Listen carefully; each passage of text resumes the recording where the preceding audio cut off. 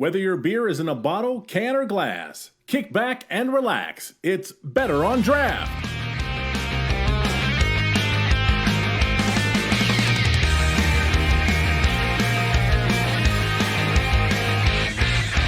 Welcome, everyone. Episode 257, Better on Draft podcast. My name is Ken. Thank you so much for joining us. We truly appreciate it.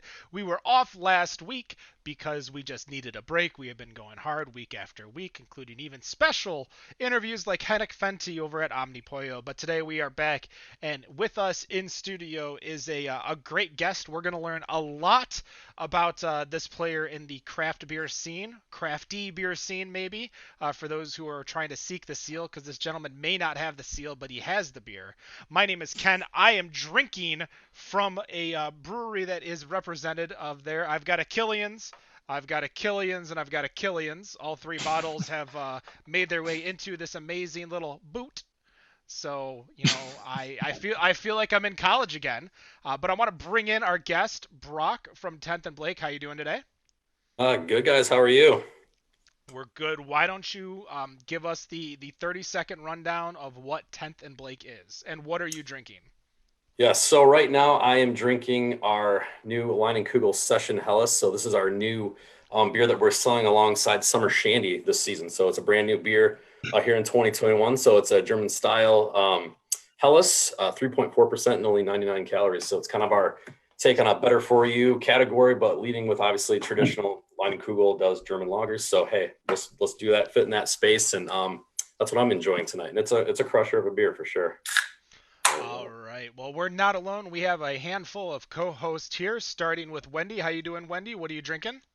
I am fantastic. I too am drinking one of the 10th and Blake beers, Terrapin Mango Dreamsicle, and it is delicious. When I opened that can, the mango just came right at me. It was awesome. I love it. All right, Wendy, welcome. Rob, how are you? Nice Bob Lowe shirt. Thank you. You know, closed since, 1993, unfortunately. It sucks. I love riding a nightmare. But I am kind of going out of state with my beers right now, well, at least one of them. In this glass is the Pastry Town from Other Half, which is their stout aged in willet barrels with cocoa nibs, peanut butter, pretzels, and vanilla. And in the short No Rules 2021 glass is Eastern Market Brewing Company's Contra Day, which is their rye barrel aged stout with chocolate and pecans. All right, and under me playing Hollywood Squares is Dan. How you doing? What are you drinking? Hey, I've got the trusty vodka soda going on. I'm glad you were able to find your Killian's, by the way. Yeah, we're gonna definitely bring this up in the show because it took me 6 stores to find Killian's Irish Red, which blows my mind. But I think we're going to be talking probably about the trends in beer and the changes. But let's bring in the last host, Nick, the late one. How are you? Hey, only late because I was trying to help put my kid to sleep. That's fair. What are you drinking? Well, unfortunately, I'm drinking my very, very last Rising Hope from Parrish. I'm very, very sad about that because it's awesome. But I also got a Old Faithful Ale, part of the National Park series from Grand Teton Brewing. I believe this is in Idaho. Yeah, Idaho. So exported or imported, whatever you want to call it, from Idaho. All right. Well, as we mentioned, our guest from 10th and Blake, which is a small faction of MolsonCoors. We do not discriminate against breweries, distilleries, wineries. We talk to everyone because we want to hear their story. Now, with Brock, your story doesn't necessarily start at MolsonCoors. Why don't you give us a little background about who you've worked with and what you've done within the beer industry itself? Yeah, so I kind of started out at the very bottom, if you will, kind of doing all the grunt work. So I originally, coming out of my master's degree, so I have a master's degree with a sport administration from Western Michigan. So, and I also graduated my undergrad in 2008 when people weren't really hiring a lot of people with a lot of experience in the working world. So kind of found myself in a tough situation, was at home for a little while after school, and then obviously went and got my degree at Kalamazoo and kind of really got entrenched in the beer scene there, you know, home of Bells and everything like that. Was a frequent there when I was an undergrad, but my wife, now then girlfriend and fiance, is from Grand Rapids. So she was entrenched in the beer scene, you know. I remember kind of my aha moment when it came to craft beer. It was one time Grand Rapids Griffins, they used to do dollar beer night on Friday in college. With your college ID, you get $10 seats in the upper deck. So it was like a party every single Friday night. I get a chance to go up to Grand Rapids. I'd be doing that. So afterwards, we went to Hopcat Grand Rapids, and I had New Holland Poet on draft. And it was after the game, we were just having an appetizer and a beer. And I had this aha moment, like, okay, I think this is something that I want to, like, you know, get into as, like, not only as a fan, but also as like a job as well. So fast forward a couple years later, I actually got a job with Kent Beverage at the time. So I was a merchandiser working the chain stores. So working loads that came in on the trucks, working back stock, rotating product, and doing all that stuff at the chain. So like Spartan Stores, Meyer, did that for about 10 months, then got promoted to sales support. So what I would do with that was working in the graphics department, helping them out, and also helping out if reps were sick or on vacation. I would go run routes. I only did that for about 2 weeks, and then a chain roll opened up at Kent Beverage, and I took that. So I did that for about 3 years. Kent Beverage merged with B&B there in Grand Rapids. So became Alliance Beverages, we know it today, that services the entire west side of the state. Did that, and then looking at the supplier side, you know, I was looking to do that, you know, interacting with suppliers through my job. You know, it's something I wanted to do. So just applied to a bunch of places, and got the call from MolsonCoors at the time to interview for what they call the S&P program. So that is for, you know, younger adults. I kind of got it a little later in the stages, but got an interview, got accepted, and they moved me to Indianapolis, Indiana. So I worked in the on-premise, independent on-premise there for about 3 years. And then an opportunity came up with Terrapin Beer Company to be their very first sales rep in Milwaukee, Madison area. So that brings us to about 2019. So I did that for a short stint, only just over a year, you know, with COVID hitting, being, you know, 4.5, 5 hours away from all of our families. You know, really wanted us to get back to the state that we've been, you know, my wife and I were both born and raised in. And so the opportunity came with 10th and Blake. They had an opening in the Detroit area. And well, here I am today here in 2020, 2021. So started from the bottom, and now I'm here, as Drake would say. Nice. So I've got a question. I guess I could jump in here. Yeah. I guess the first thing is I'm not sure if I caught that or not, or has there been any homebrewing experience? Yeah, so that's the other thing that kind of got me interested in. As you guys know, the Bell's General Store has a homebrew place, and for the longest time I wanted to do it. And I feel like when I listen to a lot of these people's stories, especially with homebrewers, it's like, you know, I want to do it, this, that, and my girlfriend and my wife got it for me for a Christmas present, a birthday present. That's what happens with me. Like one day my wife showed up and she had a starter kit, you know, that basic with the pails and the bottling bucket and all the basics to do an extract batch. So I did that for quite a while. And then obviously moving into an apartment and renting a house, there was no, you know, you can't use a Blickman burner, you know, on your porch. So Right. for fear of, burning the place down. But, you know, I'm trying to knock the dust off my home brewing equipment. I finally got it back from my parents after about a 4-year hiatus. So unfortunately now with a 3 and a 6-year-old and a full-time job, it's kind of hard to find time. On the weekends, I really cherish it because that's when I get most of my stuff done. So, and, you know, now we're starting to kind of get a little bit more into with restrictions opening up, I'm trying to get into more doing back at them. I mean, Ken and you and I met a couple of weeks ago at the beer festival. So, you know, that was my first one in over 1.5 years. So yes, I am a homebrewer. I was homebrewer for about 4 years and then obviously halted, but looking to get back into it for sure.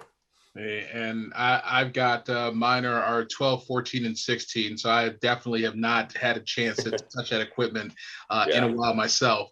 But the reason I wanted to ask that was because I just saw that there was a tweet from MolsonCoors that 10th and Blake's account had retweeted, where Molson was asking people to homebrew on National Homebrew Day. And I kind of thought it was interesting seeing, you know, a big beer company wanting people to homebrew when I kind of seem like, you know, for big beer, that it always felt like me, from my perspective, that the main goal was, of course, to buy your products. So I guess to someone out there who has never homebrewed before, what do you feel are some of the good reasons to do it? For homebrewing, like for me, it's kind of I don't take too much of the science into consideration. I'm more of the more art side of it. I don't pay too much into like what's my, calcium chloride content, my sulfite to chloride ratios. Like water chemistry is like when I got into like this is all the stuff they're talking about nowadays. When I got into homebrewing, it was like the basic like here's what you need to do, here's the time, temperatures, ingredients, and just follow the process. And you can come out with some pretty good beer as long as you're following the directions and using good sanitation. So I think it's one of those fun hobbies to kind of see. It's kind of cool, like especially if you create the recipe, you're like from start to finish, like, and you crack it, pour it, you're like, I made this. Like it's like your own little like kind of like little child, it's like I did this, I made this, I saw it all the way to the end, and it's just kind of a cool thing. And then when you're sharing it with all your friends and stuff like that, how the people are always, impressed and always want to try other people's homebrews. It's just like, it's kind of cool to do it. So like I said, I'm kind of more like the process and like the art side. And then, seeing it to the end is kind of for me at least, kind of a cool thing. And just made it, to your friends, family, and peers. It's pretty fun. Right. And when you did your first homebrew, from a scale of 1 to 10, how difficult did you think it was? So my first one, I started off super basic. It was 100% extract on a stovetop. Unfortunately, it was an electric stove, not a gas stove at my parents' house. So it took forever to come up to a boil and do all that stuff. But I mean, on a scale of 1 to 10, I mean, it was okay. It was kind of a put together pale ale. I did, I was like, oh, Cascade Simcoe. Okay, talking about Cascade hops, I know from Sierra Nevada Pale Ale, and Simcoe, it's like the new greatest hotness out there. Let's put those two together and see how it goes. And the biggest failure of that was bottling day, because I put the gaskets for the bottling wand for the spigot, both of them were on the inside. So then as soon as I opened that valve, it just started leaking all over the countertop and onto the kitchen floor, which at my parents' house is carpet. So and I was freaking out, like doing this, like, what am I doing wrong? Like, I'm wasting all this beer that I just spent, a month making, and like, after fermenting. And I was just like, oh my gosh. And luckily my dad is a very handy man. He's been in construction for over 40 years. So helped me out with that. But yeah, it was my first experience. It was good. It came out good, drinkable. I wouldn't call it, anything one, but from a scale of 1 to 10, I'd give it at least a 5. Yeah. We did it halfway right. So the fun thing about making those mistakes, though, is that I think for a lot of the breweries that we've talked to, those mistakes turned into the breweries that we love. So those are always happen. Yep. I'm going to pass it over to Wendy, because I believe she's got a couple questions here. I do. So I there's a division between my friends between craft beer and non-craft beer. I use the air quotes liberally there. What would you tell the person who says, I can't drink big beer? What would you tell them to believe that what you guys are doing is a fantastic thing? Yeah, I mean, for us, and especially we do a lot of, from a 10th and Blake perspective with our brands, it's like a lot of what we're trying to do now today is not make beers that obviously that our brands are strength, that, with Leinenkugels, with German style beers, Terrapin, Hop Valley, they're all about, hop forward beers, just letting them kind of do what they do. But, it's just one of those things. It's just like we make a variety of beers. Craft beer is a giant swath of different varieties. I'm drinking Session House, which is 3.4%. It's got low bitterness and stuff like that. So we have that. But then, back in the day, from Leinenkugel, we did a series called Big Eddie that was, Russian Imperial Stout, a wee heavy Scotch ale, double IPA, an Uber Oktoberfest. So, I'd say to people, like, find your entry point there. With craft beer, some of it can be like, IPAs are too hoppy, stouts are too boozy or too chocolate and coffee forward. They're just, detracting flavors that people are polarizing flavors that people don't like. But I feel like in craft beer, it's one of those things, like, try them all, at least give them a sip, give them a try. And, maybe one of those things might be one of your aha moment beers. Maybe someone doesn't like, bitter, like a Belgian style wit, like orange and that citrusy flavor, low ABV, low bitterness and stuff like that. It's just all about trial and error and experimentation. And then eventually it's just, you got to find the right beer that suits your palate, your taste. And the craft beer obviously provides a variety of things for that from style perspective. So in producing. So, yeah. I think it's funny that Ken spent so much time searching for Killian's because that was actually my gateway beer. Um, but so the LinkedIn profile for 10th and Blake says that we help develop and grow fantastic craft breweries and brands. So my question is, are you guys actively searching for those brands, and if you are, what are you looking for? Yeah, right now we kind of, if you look at the kind of where we have breweries at, it's kind of like for a reason, we got St. Archer over in San Diego, California. We got Hot Valley up in Eugene. We have Revolver down in Granbury, Texas, which is just outside of Dallas. Terrapin down in Athens, Georgia. Then recently partnered up with Atwater here in Detroit. They kind of all play a regional perspective, play to what we want to do. For us, it's not really, for us to brew an IPA, we'll just partner up with people who already make great IPAs, make great stouts, make great beers in general, and then kind of use our network of people to kind of help build that gateway into places that they never could have been before. With our very large team of people at Molson-Coors, from my perspective, or at least what I do, is I'm more independent focused. We have people who focus on chain, convenience, key on-premise people in chains in both. We talked about the program that I was in, the S&P program that focuses on our independent accounts. So it's just one of those things that, we're taking, something that has kind of a regional standpoint from that, and taking it to a grander stage and bigger probably than they ever could have did on their own, to use our network. So, yeah. Now, we mentioned it briefly a few times. It took me 6 stores to find Killian's, and when I think craft beer, and I should say entry to craft beer, everyone always talks about a lot of the mainstays that is from big beer. So your Killian's, your Amberbach, your Leinenkugel, Shock Top, as long as it's not that pretzel wheat. That was so bad. I will always find a way to make sure that beer was so bad. Don't defend that, Nick. Yeah, don't. If we were in the studio, I would mute you. No. And then I would just end the meeting, but because it's my Zoom account. But no, that was not bad. We've had significantly worse. You and I have had some pretty bad beers before. I don't think it's that bad. I did, but I digress. So It took me 6 stores, legit 6 stores, to find Killian's today.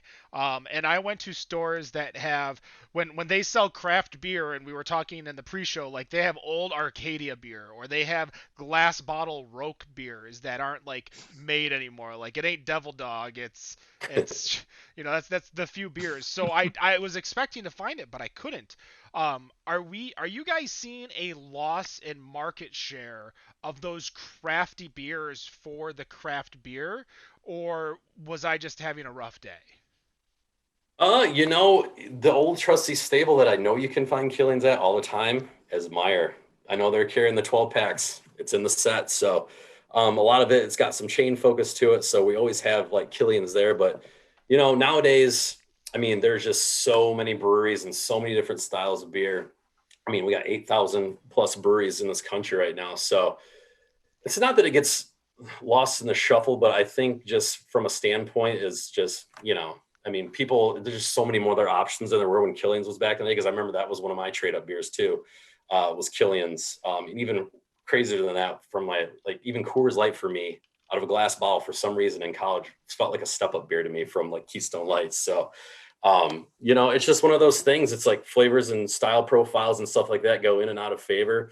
The reason, haze craze that we got going on, and pastry stouts and stuff like that, and fruited seltzers, and there's just so many more options. I don't think that people's entry point nowadays is just so much greater, and a lot of the people that are growing up becoming 21, craft beer is it's not something that's they're always going to have, for stuff like us.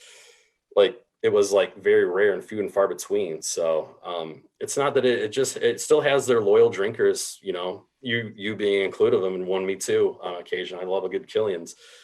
So yeah, I hope that answered your question. It's just, I think it has still that clientele, and amber lager is a style I think is just kind of fallen out of favor of craft beer fans. So I don't get me started about the lack of amber opportunities. I know you're a big proponent. Yes. Listen, I was telling Ken, I've been listening to your guys' podcast since 2016, I think, when I picked up when I first moved down to Indianapolis. So yes, well versed in Ken's love of amber brown. Yes, there's beer. not a distributed amber in the state that I haven't had. But I Right. feel, the big thing with MolsonCoors is, again, I didn't mean it as like a slam, but I brought it up. You guys are not craft beer. You guys are not independent, as I use my bunny ears. If you guys are watching that video, youtube.com/betterondraft, you can check out the video. And of course, you can listen to us live, facebook.com/betterondraft or betterondraft.tv, Fridays at 7 p.m.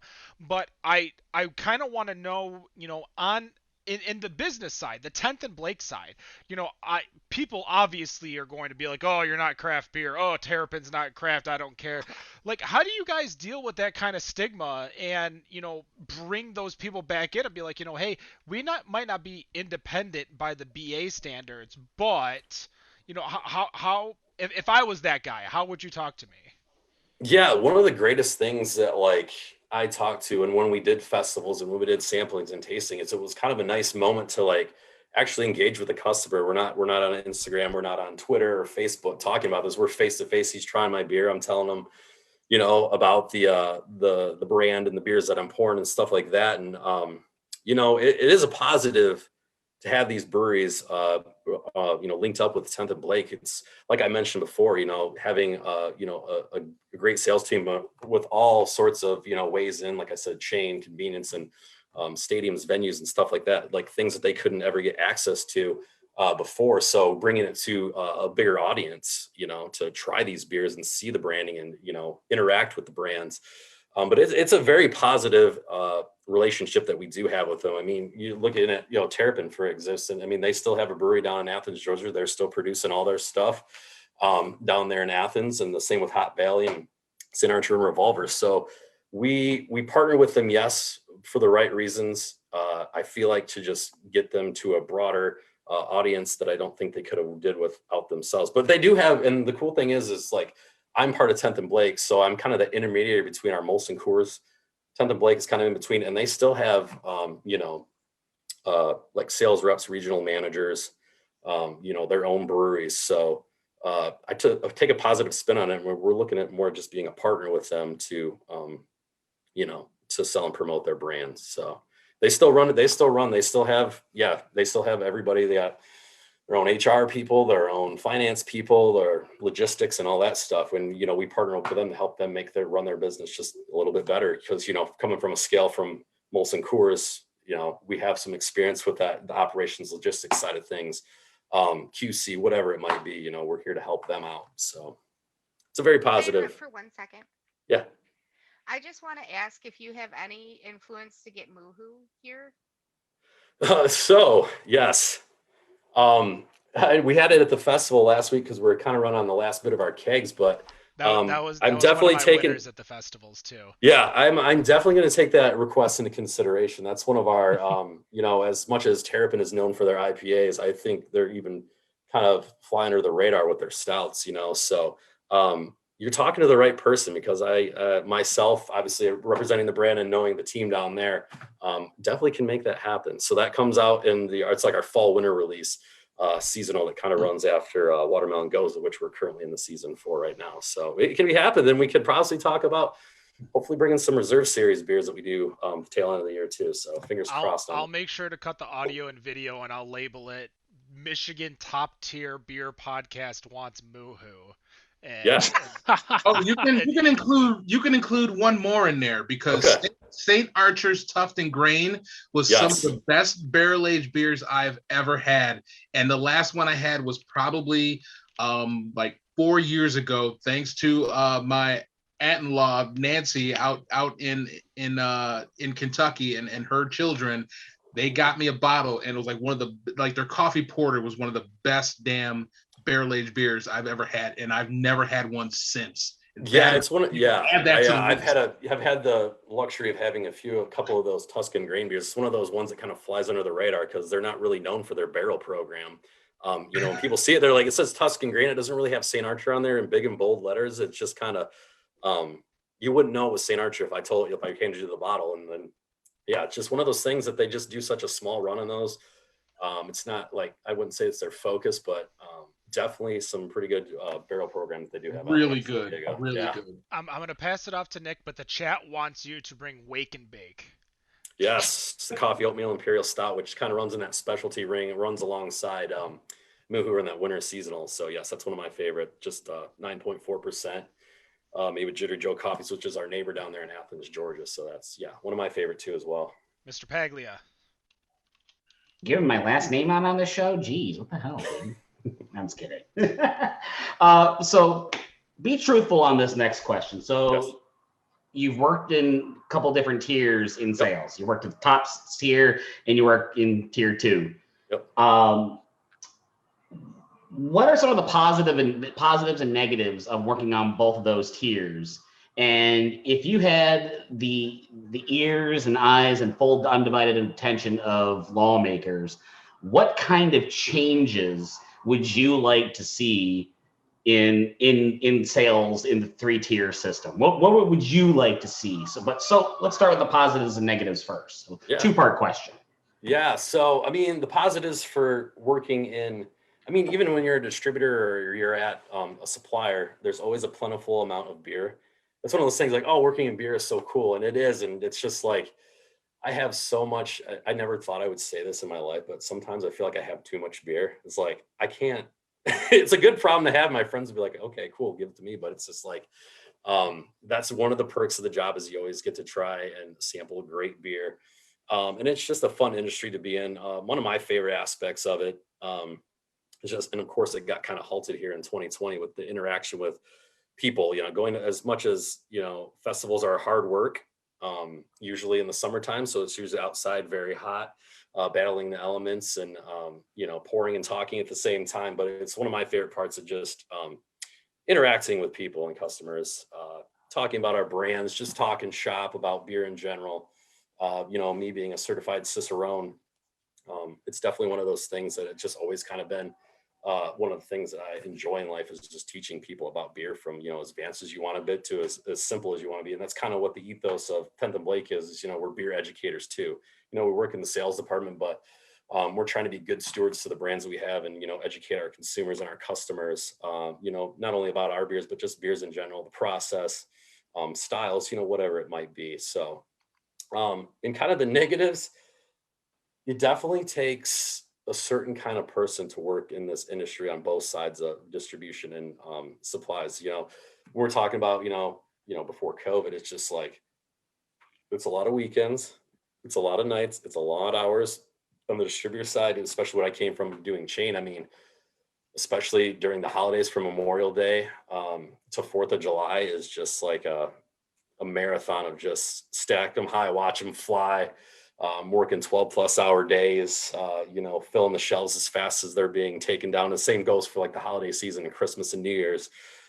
So you gotta be really passionate about what you do, because there can be a lot of burnout in this industry from people that, go into it. It is, like I said, it is a fun industry, but it also is a very, from, both if you're working at a distributor, a physical and also a mental, it's a lot to, kind of deal with. But man, I mean, I feel like most times the good is outweigh the bad. And, I've met so many people. I mean, I've got to travel, do a nice little tour of the Midwest, the people I've done, the people I've seen, talked with, things I've been able to do through beer has been, really great. So, yeah, so that's the long and short of it. But yeah, it's a fun industry, but it's a tough industry too. I mean, selling beer, it sounds easy, but for me, I work in the independents, so I'm there's no chain mandates or stuff like this. So, like, I'm presenting it to you, and you either say yes or you say no. So, yeah. Is there anything you would change going now? Part 2, is there anything you would change about the system as it sits today? If you had the undivided attention of lawmakers, is there anything you would change, or do you think it's? Do you like it how it is now? Yeah. When it comes to like the 3-tier system, I think it's fine. People might have some varying opinions, but I think the system that we have currently in place, I think gets the beer to, the right way. So I don't think from a 3-tier perspective, when it comes to anything, I don't think that is anything flawed. But one of the things I noticed, like selling in both, Indiana and Wisconsin is like you have a little bit more leeway to do stuff legally. So like, in Wisconsin we can use, you can like buy a pint of this to get yourself entered to win this. Like we're in Michigan, that's totally illegal to do. The kind of this for that mentality. So there's a little bit less flexibility, which is fine. But you know what? I work around it and find different ways to do stuff like that. So from a like maybe more like a promotional standpoint, when it comes to like displaying beer or promoting beer out in the trade, it might be a little bit might be a little bit tough at times. But I have never sold. I've only been doing this for a little under a year, and I'm still learning all the intricacies of what you can and can't do. And luckily, we have a great legal team that if I ever have a question, just send them an email, and they say either you can do it or you can't. So, and then I'm like, okay, perfect, thanks guys, and we just figure out something from there. So, yeah. I think Mr. Daniel, you got Yes, a sir. question next. Yeah, so in 2020, 10th and Blake ended up purchasing Atwater, but it kind of went under the radar because of a couple of other things that were going on here in the world. So a couple questions on that. First off, what changes have taken place since the purchase, and are they enough to change the nickname that Brewery has carried for as long as it has? Yeah. So really, right now we're kind of in the really. We'll call it year one because like you said, 2020 was kind of a wash of a year when we announced that. So 2021 is really the year where we can partner up with the team, from a standpoint of them. I mean, they're still in downtown Detroit. They have their place over in Grosse Pointe as well in Grand Rapids. So from a standpoint of that, they're still producing the beer that comes out of there.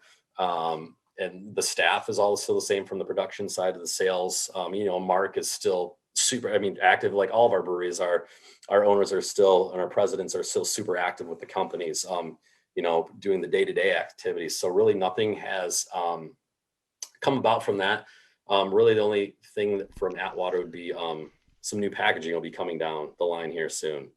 So we get to see some new creative from them. Didn't they just update their packaging not too long ago? I recall. That's the same thing. Yep. Yep. So we'll be seeing some new stuff here coming up. Should be this next month. So keep an eye out for that. We got some new packaging that just looks really plays to the brands, but really uniform. When we get it side by side on the shelf, looks really like just cohesive and really pops off the shelf. Yeah. So that's really the only change from now, but everything else is just kind of business as usual. Awesome. I want to bring that up because I feel, and I want your personal opinion. So this isn't Brock of 10th and Blake. This is Brock, fan, friend, better on draft. Because when craft breweries are purchased by the big dogs, Elysian, Goose Island, Wicked Weed, etc., there becomes a whole shitstorm that revolves around the entire brewery. I was at Wicked Weed a month or two after they had just got purchased out, and the bartenders sat me down. Like I was just shooting the shit with him. And he's just like, on the negative, we lost a handful of customers. On the positive, I have benefits.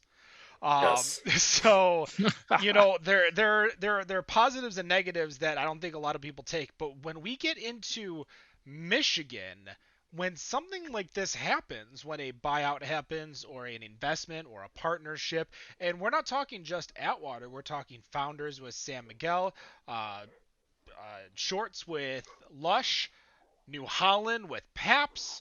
Now there's no purchase at New Holland, it's just a partnership, but it's still a partnership.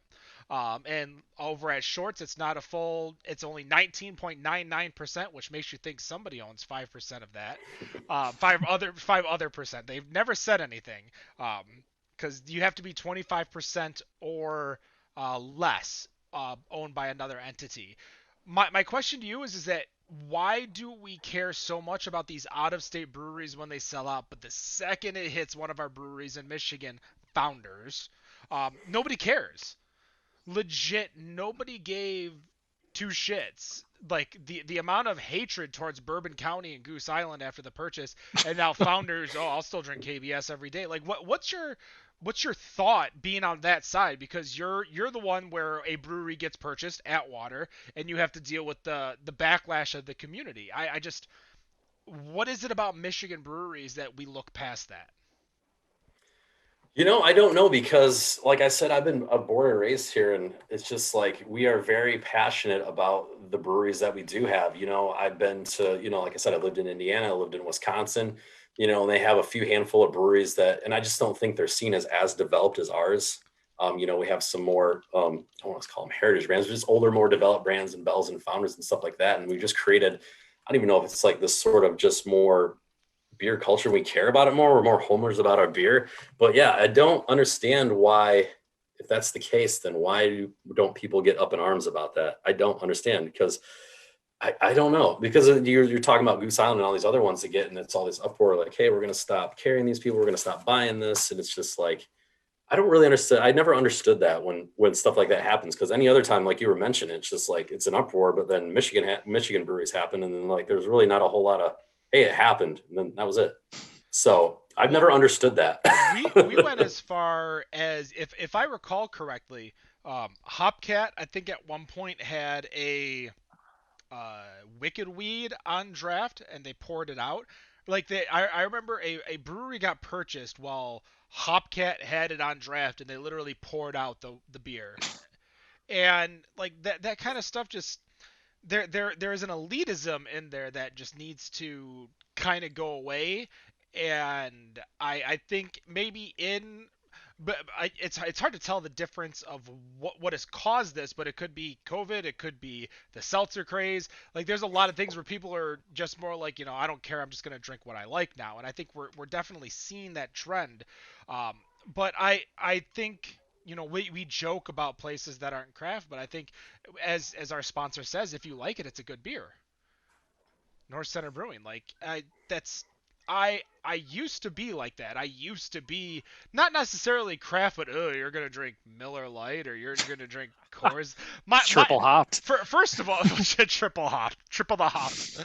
Um, First of all, I say that, and of course I'm going bowling and I'm drinking, buckets of MGD, and I'm going and doing, $3 Boombas at Coors Light at a bar. Like it's a weird feeling to see. It's just a weird thing that I had in my head before I started talking to people and before I started meeting these breweries. Now, the one thing that a lot of breweries, and I'm going to pass it to Rob after this, and I want to ask, and you can not answer if you don't want to, but the big thing that a lot of people have against these larger breweries is, there are some times where the breweries, MolsonCoors, ABI, have very, let's say, shisty tactics when it comes to shelf space.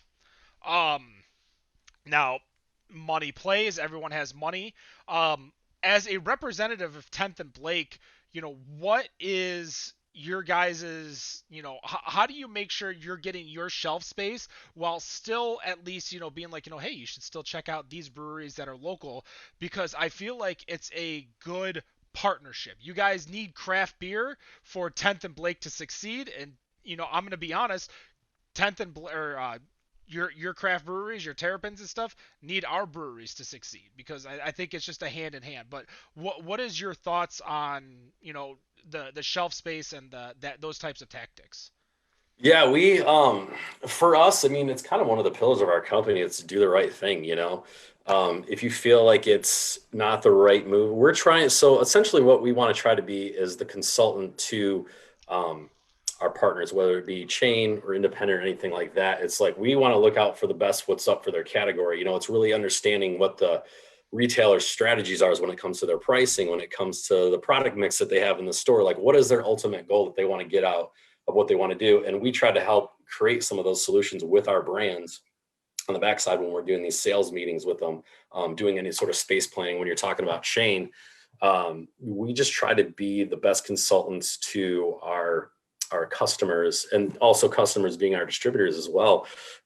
Just trying to come up with a strategy that's built not only with their intentions and their ultimate goals, but how does that align with ours, and how can we do that with the products that we do have? So we're just trying to be the best stewards to the business as we can possibly be. And when it comes to that, do the right thing, kind of always deal. Just doing that right thing is like, not taking those tactics where it's like pay to play stuff, because eventually you get caught up in that, and it eventually will show its face in a negative way, from an actual legal standpoint, fines and other things like that. So that's kind of our stance and how we look at it from that perspective. I mean, MolsonCoors probably has enough money to pay the fine, so it's good that you just don't do it in the first place. But Rob, I know you got a question that you wanted to chat about him with his little Cicerone he's got. Yes, he did mention the Cicerone, which I was kind of interested in taking those classes, but other than this, there's really nothing else in the beer world that I do other than drink, obviously.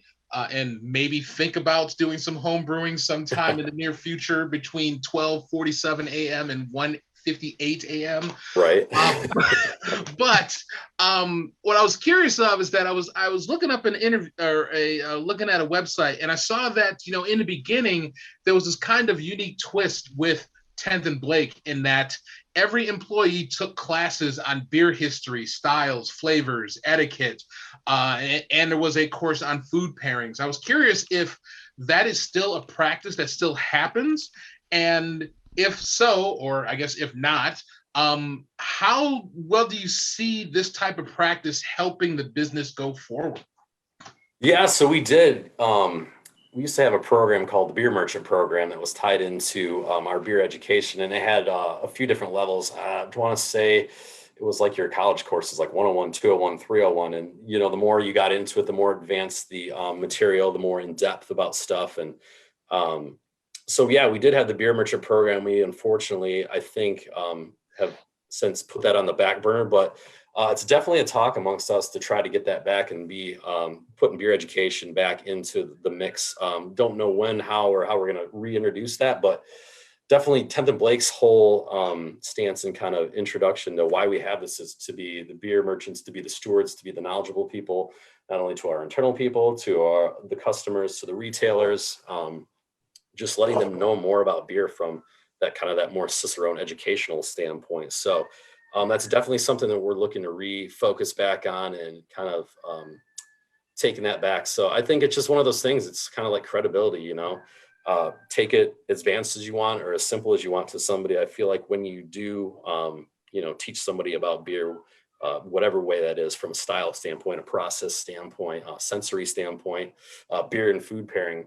I used to actually do we used to have in the Miller Caves in Milwaukee, we had private and public events, beer dinners, and also it was the last thing you did with your onboarding at MolsonCoors was have a beer dinner in the cave. And I hosted those for a year when I was at Terrapin, being the MC for those. So I think it's one of those things, like it kind of fell out of favor a little bit, but it's something definitely we're looking back forward to, because the beer landscape is ever changing and there's always new people entering into it. So I feel like it's just one of those aspects of the beer world that we need to, the more people that are educated about it and good stewards about it, I think we can just grow it and, just be a positive thing overall.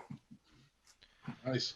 And actually, what's funny enough is as you were giving that, my boss at my day job just sent me a text saying that he just left work and he was asking for a good summertime ale or Pilsner light IPA. So I'm sending him towards one of, I will say for myself, one of my least favorites, but everybody else seems to like, is Leinenkugel Summer Shandy. I mean, it's one of those beers. It's like, it's been, I guess it's almost like it is the staple for Leinenkugel. So definitely here in Michigan. Yeah. And it's just, we saw a really great resurgence with that brand last year. And with COVID, we kind of noticed like all these like brands that people knew about, that have had it, have been, for years and they felt comfortable with. And then, not taking as many trips and doing this pantry loading thing, we saw like a lot of these brands really did well, especially in the off premise. People were just going to them, going with what they know, putting their money down on stuff that they, knew the flavor profile and knew they would like it. So, but not Killian's. Yeah, but unfortunately, that actually Killian's was actually one of the original brands that was in the portfolio. It kind of went from like Blue Moon Leinenkugel and then all of our imports. So yeah, Killian's was an original brand folded into 10th and Blake, but it's now back with MolsonCoors. As we wind down the interview, I appreciate you taking the time to chat with us. We do like to have like a final firing squad of questions. Most of them are usually fun and easy to go around. But I'm going to start with Wendy and kind of make our way around. Wendy, what is your final question for Brock here? So my question is, what beer style do you see being popular or moving up in popularity over the summer and into early? Please say Ambers. Yeah. Please say Ambers. Please say Ambers.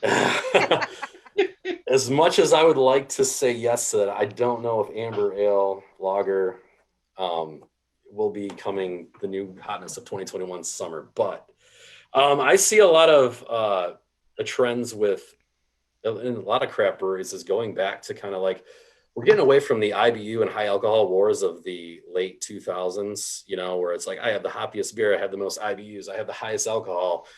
You know, you can only drink so many of those beers. You can only spend so much money on those beers before it becomes like, okay, we gotta figure this out. So I think you're going to see kind of what's been going on the last couple of years is just that resurgence in sessionable beers. So, you know, for us, you know, we're going with Session Helles here. You know, the Helles's, you know, German Czech style Pils, Kolsch.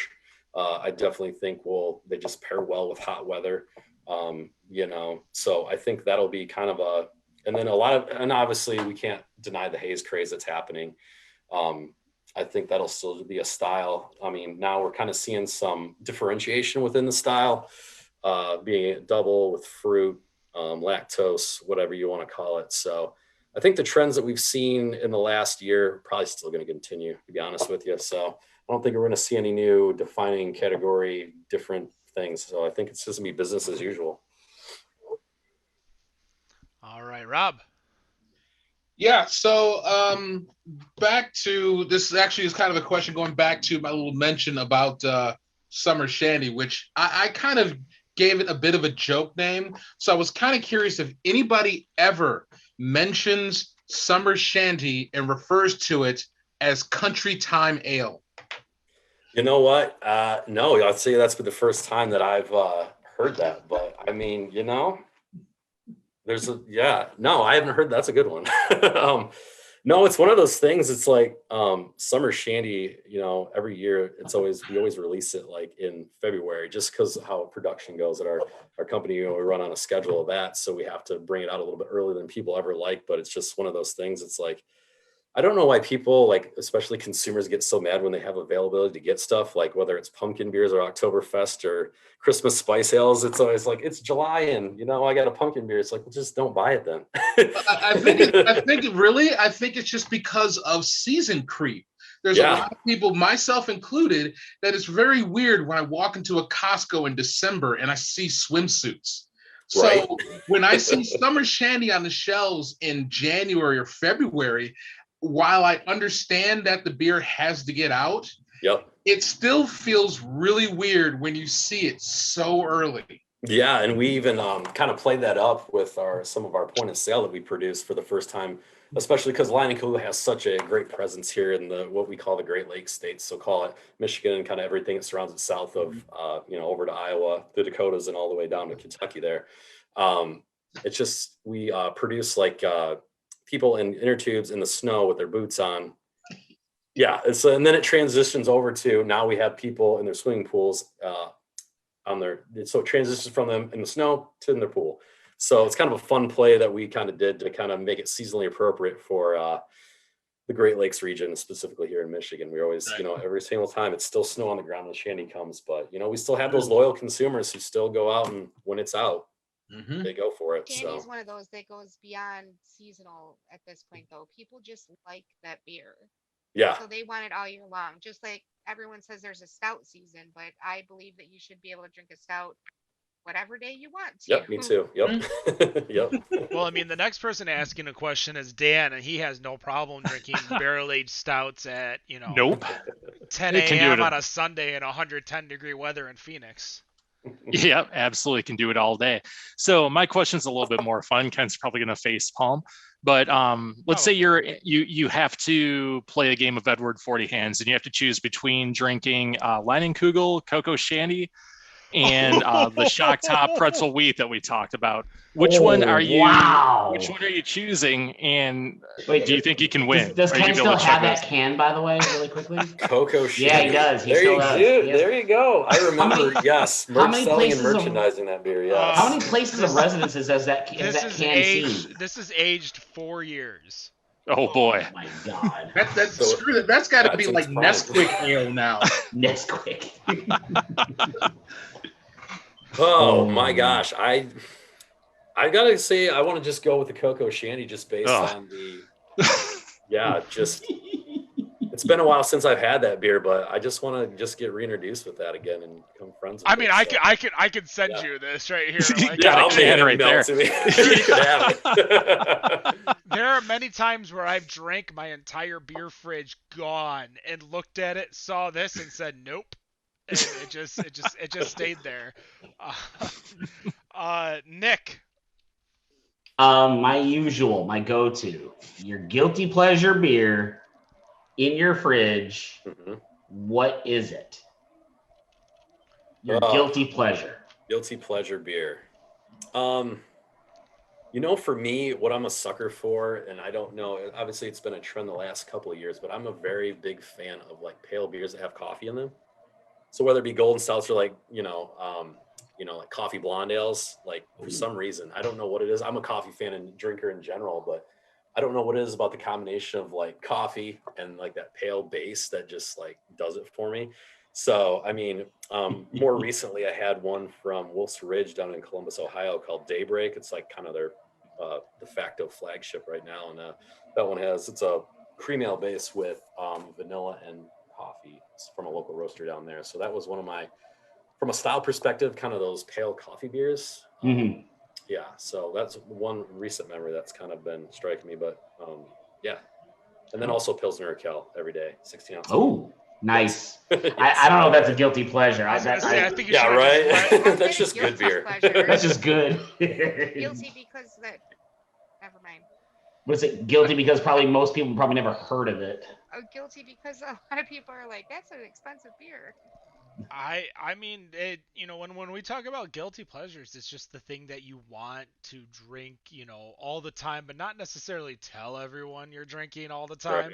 Right. That would be like me actually enjoying, what was it, Ice House that we had that one time back in the studio? Nick, That would be me actually. Wait a minute. Hold beer. on. He actually just used the word enjoyed. Yeah. Nick, With Enjoy Ice it. House. But I didn't. But the thing is, I didn't enjoy it, Rob. That's the thing.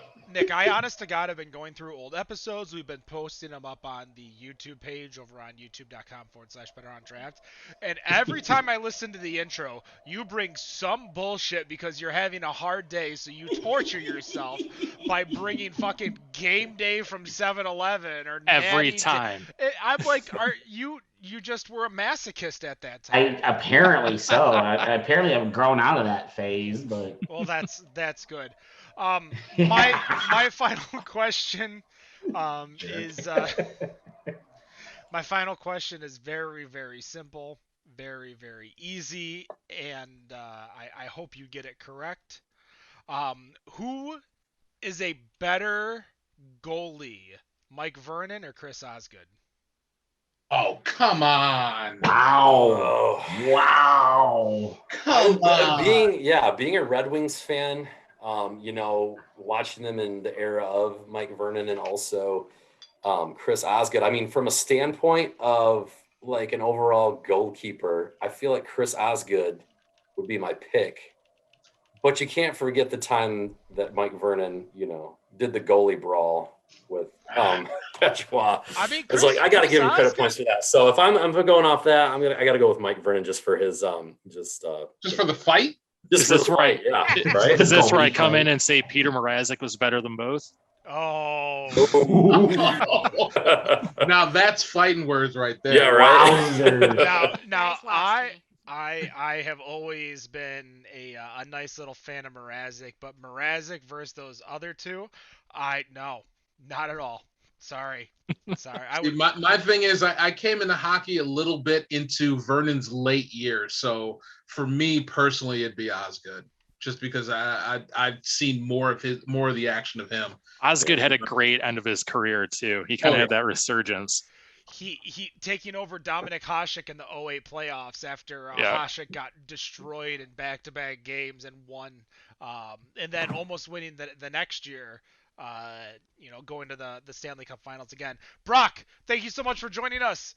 This is episode 257, folks. If you're listening live, obviously the news is going to be recorded next. If not, we will see you on the news on Monday, I believe the 17th. Yeah, 17th. So no matter what you think of your beer, we think it's better on draft. Have a good night. Peace.